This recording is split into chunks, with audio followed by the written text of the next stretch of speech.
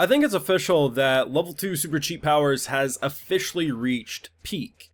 Now, if you've been following the videos, you know how much I've enjoyed this show. I think everything about this show has just been pure unfiltered fun. But I think after episode 9 and what they were able to do with our MC kind of being a hero without fully committing to a hero kind of life, has elevated the show into the last notch to really make it a peak show. Because at the end of the day, our boy wants to live his life with his wife and just have a comfy chilling in another world fantasy. But of course, what I was saying last week is I could see him wanting to help general places if it's like, obviously, if the town he's in gets attacked, is he going to help it? Of course he is. He's not a dick. But the idea of a princess who is rightfully taking the throne from her father, props to her, she deserves it, I think makes a lot of sense because at the end of the day, this is a situation which needs a proper leader, and with demon forces attacking, you need a leader that's actually going to respect those that deserve respect, and those who are going to maybe hurt the general people, aka her father, get tossed to the curb. The idea of having him almost have like a secret identity. He doesn't want praise, he doesn't want the rewards, he doesn't want to reap any benefits. He wants to protect general towns. He will do that with Fenris, but at the end of the day, his general life will be what he's had up to this point. And honestly, just what they're doing with the kingdom stuff on top of the demon stuff has really elevated the show into a new territory that I think has made it become a peak show for me, and I really hope it gets a season 2. Now, of course, I have full live reactions to all these episodes over on Patreon. If you want to see my full and good thoughts to this latest episode or any of these episodes of level 2 super cheat powers, it's gonna be over there exclusively. So, I'm gonna sound like a broken record, but the fact that every episode they remind me, you can't hate a guy for having to point out what is most definitely the obvious. Jesse and James of Pokemon, of this anime, are the greatest characters, not only of this anime, but of this anime season. You want to be like, oh, I love the Rudy characterization in Mushoku Tensei. Oh, I love the Makoto development in Tsukimi. Nah, nothing compares to Jesse and James. Nothing. The fact that episodes in a row, they pop out of their bushes and just are like trying to avoid danger. They get got. It's like, it's kind of oddly wholesome that they're kind of falling in love with each other. This is one of the only times, if only time, that I can remember the douchebag hero. A character who pretty much reminds you of Spear Hero from Shield Hero, if we're being honest. These types of characters that are always so high and mighty, I'm the best hero, everyone else sucks, are always insufferable, and that's okay. I think those are good characters to have in shows. This is the only time that I can remember where I'm like, no, unironically, this is the greatest character.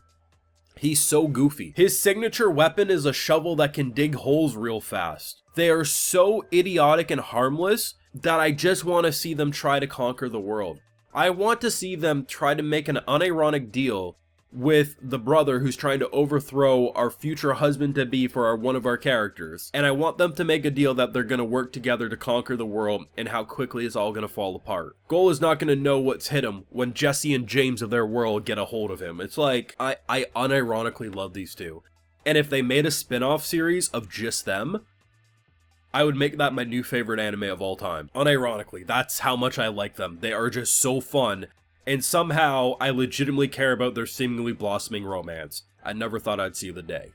Now, the princess makes her return and pretty much immediately apologizes for what's happened. Dad's a dick, I recognize that, and here's the thing. If we can't convince you to be our hero, what if we did this? Here's this map of insane intel. And as our boy points out, you know, is it really smart to give him that intel when he could easily turn around and give it to the demons?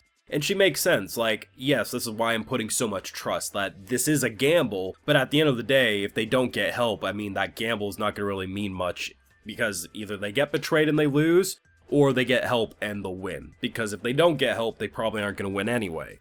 So the idea that he pretty much, you know, comes to the realization that it is true. Does he want general people, general towns to get killed? Of course not. So him having this like secret identity, his kind of like superhero form, allows for him to save the general folk, give all the credit to the princess, and then he can just go back to being a countryside husband and just enjoy his life. Now, things are gonna get spicy, especially with how they end this episode, because the brother of Goal ends up taking the throne, or at least is attempting to. Jesse and James have been kidnapped, and ultimately he's trying to return. The interesting thing is we kind of have this situation where we have relationships with the highest power on the human side, and we have a BFF situation on the demon side, who, if he keeps his throne, is the most powerful on the demon side.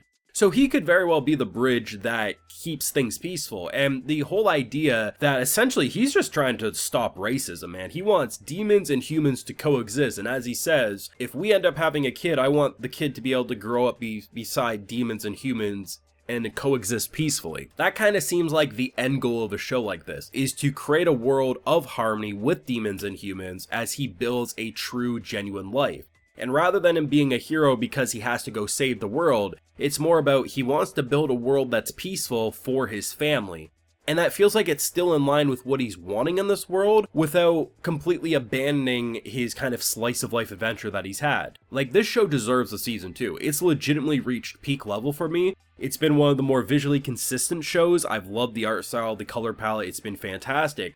But this show is actually really freaking good right now. And I really wish we had a free run episode count for this season, because I would gladly watch 28 episodes of this without struggle. I think it kind of helps because this show just started off wanting to be fun. I really feel like that was the goal. But very quickly, it's found its groove in avoiding being a harem. It avoided having characters as plot objects and convenience. The most like plot object level character was legitimately the false hero, in terms of just being that douchebag energy, but as we saw, has legitimately become a very fun addition to the cast. Everything about this show, it should be pretty generic on paper, but it just, the fact that they focused on Flio and Fenris having an actual relationship, the characters that surround are friends, nothing more. The fact that it just feels like it's a pure fantasy without a single piece of negative baggage.